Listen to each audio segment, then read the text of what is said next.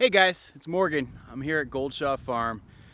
A lot of people have questions about our orchard slash silvopasture, and so today I was going to give you a quick tour of what's happening here at the farm. We have an integrated orchard that's also known as a silvopasture because the plan is that we're going to ultimately have animals grazing in between the alleyways amongst the trees. The orchard is comprised of a mixture of trees and shrubs, including chestnuts, hazelnuts, elderberries, mulberries, Siberian pea shrub, and black locust trees, which is a special variety of tree that does some great things, including it brings a lot of nitrogen to the soil, and it grows really quickly and grows a rot-resistant wood, and it can even be used as animal forage. The orchard is 6.5 acres of space. You see most of it right here in front of you. There's a little bit more that's actually up over that hill. It's about 600 trees and shrubs. They are interplanted, so meaning no single species of tree is right next to another same species of tree. So this tree that you see right here behind me, this is actually the first tree in our orchard. It's an old Asian pear tree. I picked this tree way too early the first year because I thought it was an apple tree.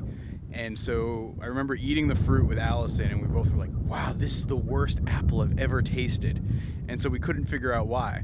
But last year, I waited a long time because I didn't even bother trying to pick anything.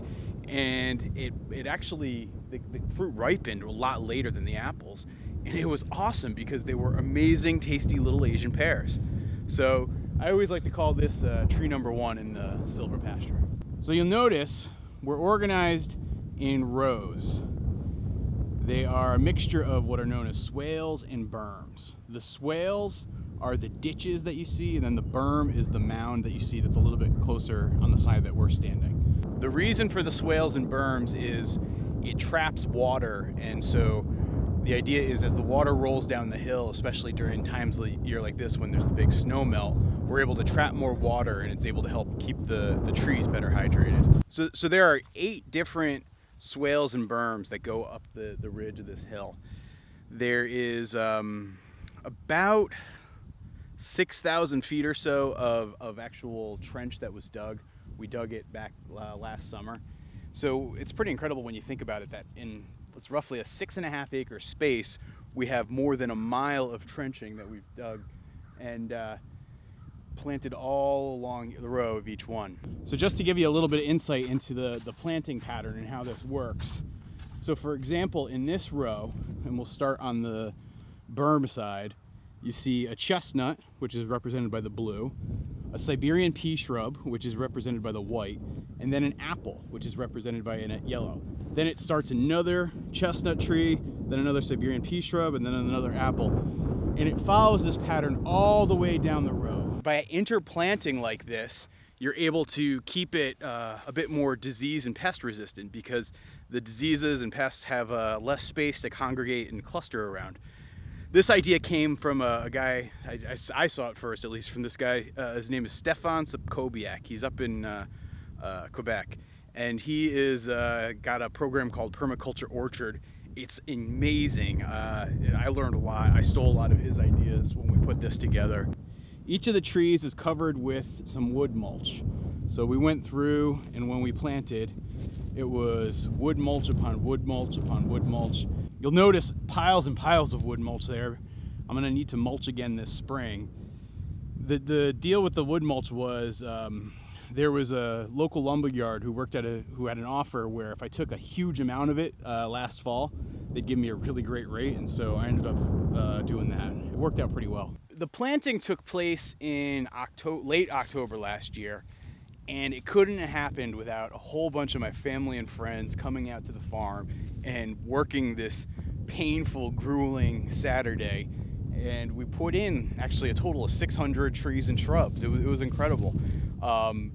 You know, and so it's one of those things where you realize in life you can't quite get by just on your own, and you need a lot of help from people. So every time I look out here at the silvopasture, I know I'm gonna be thankful for those friends and family who came and dedicated a whole day and some back-breaking labor to help put this together.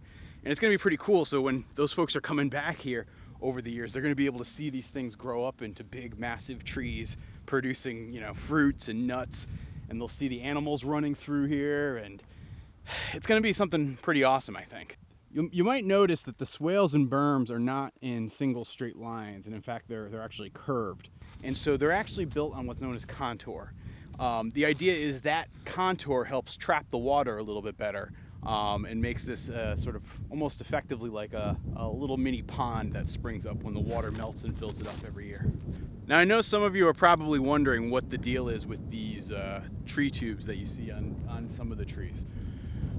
Well, they're actually there to help do a couple of things. One, they protect against animal pressure, so specifically deer and rodents. I'm very worried about deer just chomping away at these little baby trees. I'm also worried about rodents doing what's known as called girding, where they eat the bark around the edge, and that ends up killing the baby tree. And so by putting these in place, they actually help protect on that front. The other thing they do is they keep the trees a little bit warmer. It kind of creates like a mini greenhouse. And so I couldn't afford to put every single tree in them, but some of the weaker ones, so chestnuts and mulberry, I ended up putting into the trees. So every tree tube that you see out here is actually a chestnut or a mulberry. So let me give you a little sense of sort of what this guy looks like underneath the tube. You can see. That's a nice little healthy little baby mulberry tree here. Looks like he held up pretty well over the winter. So I'll put him back in there. Put this tree tube back on. For the most part, these tree tubes have done a pretty good job of protecting the trees. I had one situation where, let's see, I guess it was yesterday, one of the tree tubes had gotten knocked off. And when I looked at it, the tree itself had some bark girding, so it looked like some sort of rodent had sort of chewed away at it, which is unfortunate. Some of you guys have asked me how much work this actually is. And to be honest, it's really not that bad. The work to get them measured, the work to get them dug, the work to get them planted was a lot. But now that they're in the ground, it shouldn't be too terribly bad. There's going to be a lot of mowing, so it's important to keep the grass through here pretty well mowed because that keeps the rodent pressure down. And I'll be doing a couple cycles of mulching and composting here and there. But on average, I'm expecting it to work out to be about 2 days a month worth of work. As things get bigger and as they mature more, I know that that's going to mean more work. There's going to be pruning that needs to be happening. There's going to be harvesting, all that sort of stuff. But I'm feeling like I'll just deal with that stuff down the road. So here's an interesting thing. You'll notice on this black locust tree, it's already starting to form thorns. The black locust is a really cool tree. You know, it brings nitrogen up from the soil, which helps the other plants around it. It has great leaves that can be used for forage, whether it's for cattle or sheep or poultry. It grows really quick, and I could probably use the wood for fence posts at some point in the future. But the downsides with it are sometimes it can be a little bit invasive because it can take off so well. And then, like you saw there can be prickers, which makes dealing with them and harvesting them sometimes a little bit tricky. What I actually think is really cool and why I'm so excited to see the prickers out here today is because when we planted these trees, they didn't have that. So that's all new growth. So again, you look right here, that's all new in the last probably month or so. So, you know, again, it's really exciting to see these trees take off. My dream is that someday, you know, in the not too distant future, these things will be much, much taller. I'll have animals going through here. We'll be able to get fruit and nuts from the trees. That should be fun. Back behind this last swale and berm this is where the Hazelnut Grove is. So the Hazelnut Grove is a little bit unique because it's its own separate section. It's the one crop that I'm not actually planting interplanting like everything else. All in all, we have about 50, I think down to 52 trees planted out here. You'll notice the colored flags. Those don't actually represent different tree types. That's just, it helps me see where they are for when I'm mowing, because when the grass gets a little bit taller, it can be hard, and there've already been a couple casualties of a lawnmower here. There you can see, just a little baby hazelnut tree. Just starting to get some buds. Why are we growing all this? this stuff. I mean, we're putting so much attention and time and energy into getting these trees established.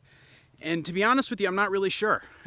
I know that seems kind of ass backwards, but really what it comes down to it is I know that having good perennial food crops is going to benefit the farm business.